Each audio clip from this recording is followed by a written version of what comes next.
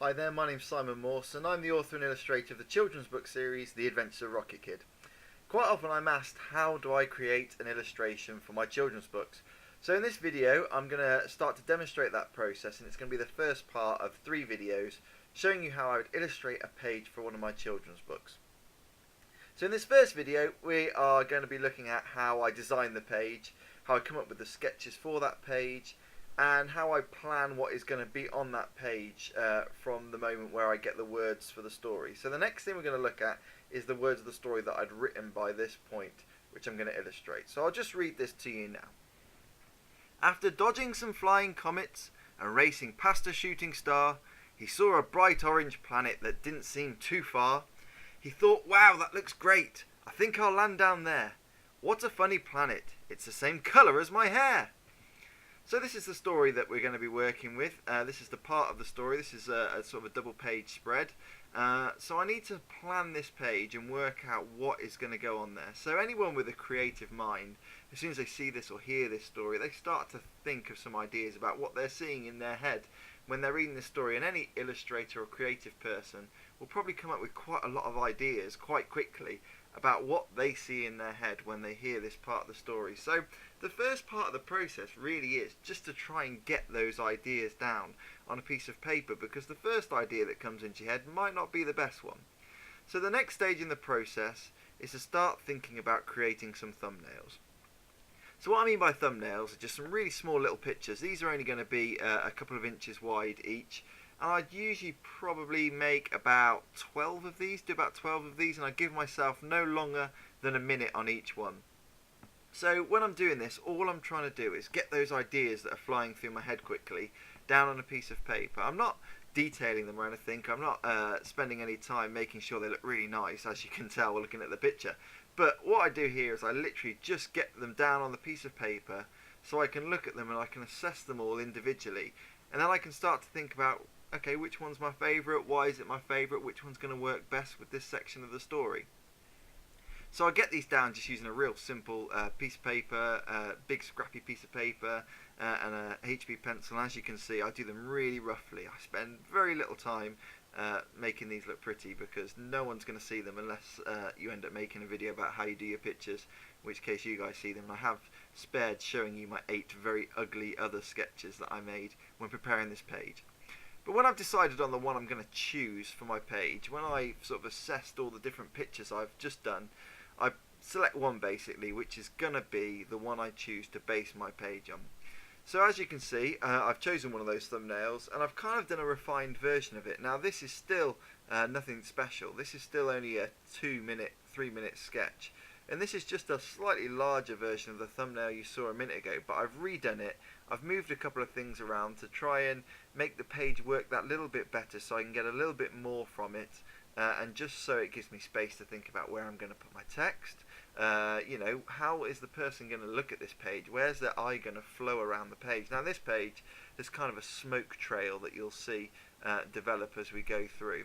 Now this smoke trail kind of helps lead the viewer's eye around the page a little bit.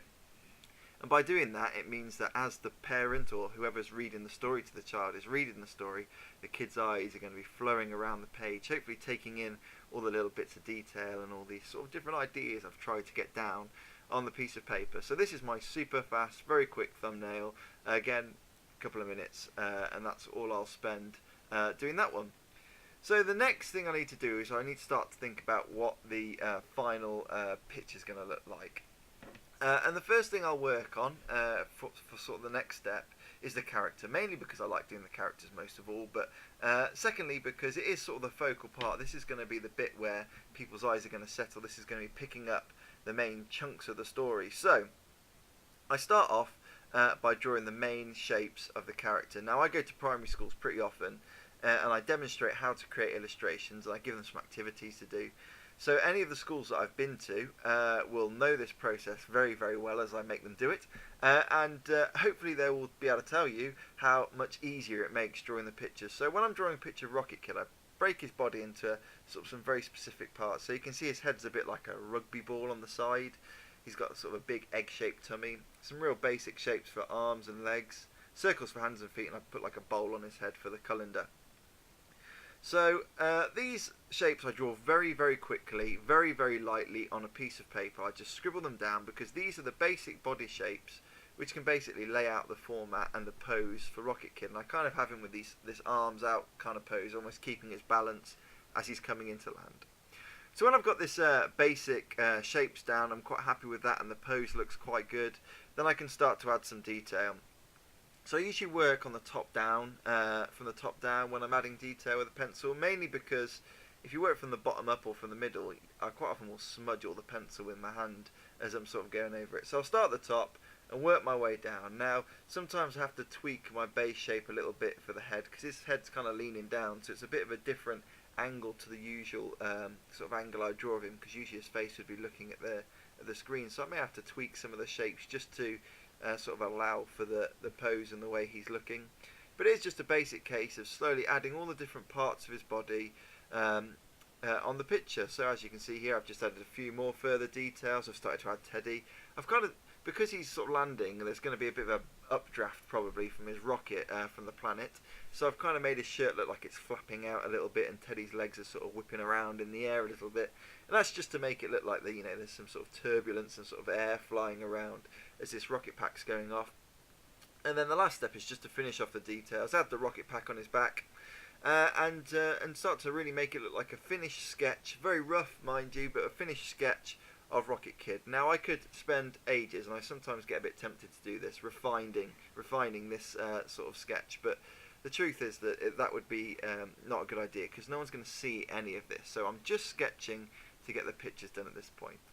So the next thing I'll do is I'll go on and do the same for all the different things in my scene, all the different parts that are in the scene on that thumbnail that I created before. I need to draw those, so I just sketch them super fast on a piece of paper. I don't spend too much time on these, just getting the details down, just drawing the shapes, making sure I've got everything on there. And these are done really, really roughly, as you'll see on here. These are quite messy looking sketches and will look quite different to what you'll see at the end when you see the final illustration. But I just need to get the shapes and the details, make sure I've got everything down at this point. And here you can see all my different sketches, all my rough pieces of paper and rough sketches all together, basically before I get ready to do the lining phase, which is the next part, which we'll move on to in the next video if you want to take a look at that one. So hopefully this has got you interested in the rest of my process, and you'll want to keep your eye out to look at the next video where I'm going to be showing you how I create the nice chunky lines to go on the actual picture, stuff that you'll see in the final book. And if you're interested in my other book, of course the first book in the series of The Adventures of Rocket Kid, pop onto Amazon and search The Adventures of Rocket Kid. You'll find it pretty easily, and hopefully the reviews will be nice and polite about my story, and hopefully you might want to try and get a copy yourself and see what you think. So I hope you've enjoyed this video, and I'll speak to you again soon. Thanks very much.